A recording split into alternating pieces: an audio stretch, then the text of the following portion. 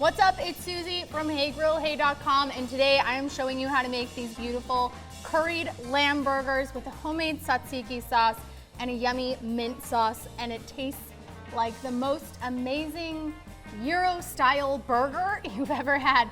If you are on the fence about lamb, this could be the recipe that converts you. This is the recipe that converted my husband to being somebody who would eat lamb just for these burgers. I'm gonna show you how to make it.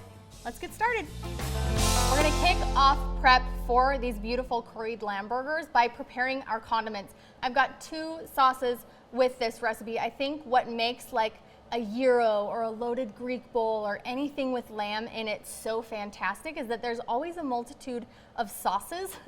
So having 2 sauces for a burger might seem a little bit excessive, but the flavors are completely on point. We're gonna start by making the tzatziki sauce.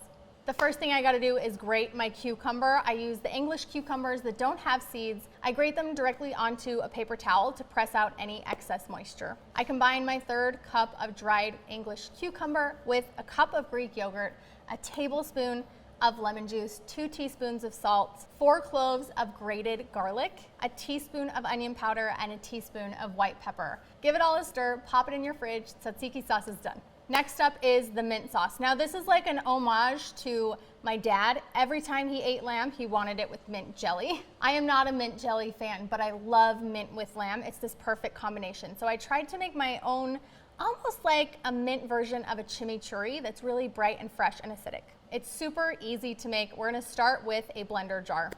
To my blender, I'm going to add in a cup of fresh mint leaves, a cup of flat Italian parsley, 2 tablespoons of lemon juice, 3 garlic cloves, a teaspoon of salt, a teaspoon of black pepper, and a 1/2 teaspoon of red pepper flakes. I also pour in about a 1/2 cup of olive oil, but I have some extra in case I want my sauce to be a little bit looser. I simply blend all of the ingredients for the mint sauce together until there are no more garlic chunks and all the herbs are about the same size. I still want to see small pieces of the herbs. I don't want a completely smooth puree.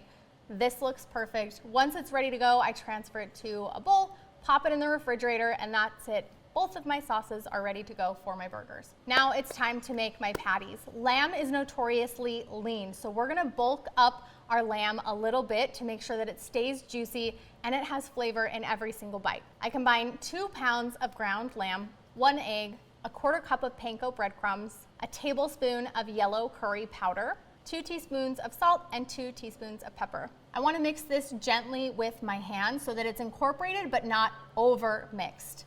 And then I'll form these into 6 individual patties. They should be about 1/3 pound each. With the patties made and the sauces ready to go, that means it's time to assemble all of my burger toppings so that I'm ready to go out and cook these beautiful patties. And I really like to give people the option to choose their own adventure in terms of what toppings and how much they put on each of their own burgers. Like a fun little lamb burger bar. Now it is time to grill the burgers. I've got my grill preheated. I really like to cook these over charcoal, and I tend to keep the temperature between 350 to 400 degrees. I'm not too worried about flare-ups here because lamb is notoriously lean, but this will give us a good cook through without overcooking the outside and having rare undercooked lamb on the inside. Close the lid and let it cook for about 4 to 5 minutes. After 5 minutes, I open the lid and carefully flip the patties. What I don't want to do is press or squash these patties at all. They are very tender and delicate. I don't want to lose any moisture and I don't want them to fall apart. Once they're flipped, I close the lid and continue cooking until my lamb reads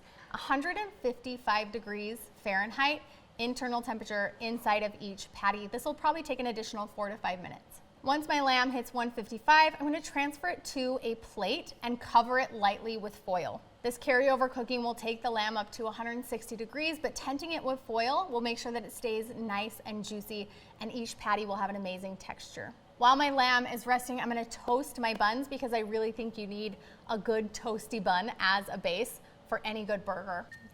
Buns are toasted, burgers are rested. I've got all of my toppings and sauces. Let's assemble the perfect lamb burger. I like to start with a little bit of my mint sauce on the bottom. It kind of soaks into the bun and make sure that I get this minty bright sauce in every single bite. Then we go juicy patty. Next, I like to hit it with the tzatziki sauce and then a sprinkle of my feta cheese. The sauce kind of helps hold on to the feta. couple of slices of tomato, a couple of slices of red onion, a little bit of that romaine lettuce, top toasted bun, and just like that, we have made one of my favorite burgers, the curried lamb burger. It's messy. This is a double hand punch over, make sure you have napkins kind of a burger. I forgot napkin. Did I get it? That is one messy, delicious burger. You get the brightness of the mint underneath, the aromatic slight heat from the curry inside the lamb burger itself. The lamb is very, very mild, but incredibly juicy. All the fresh topping vegetables is fantastic, but what brings it all together is this tzatziki sauce. It's lemony, it's got that bright, fresh cucumber crunchiness to it.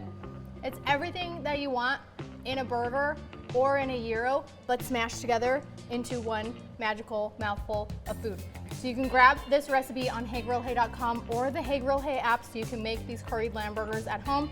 If you do, let me know how they work out for you, and maybe you can convert a non-lamb lover in your life just like I did. See you next time.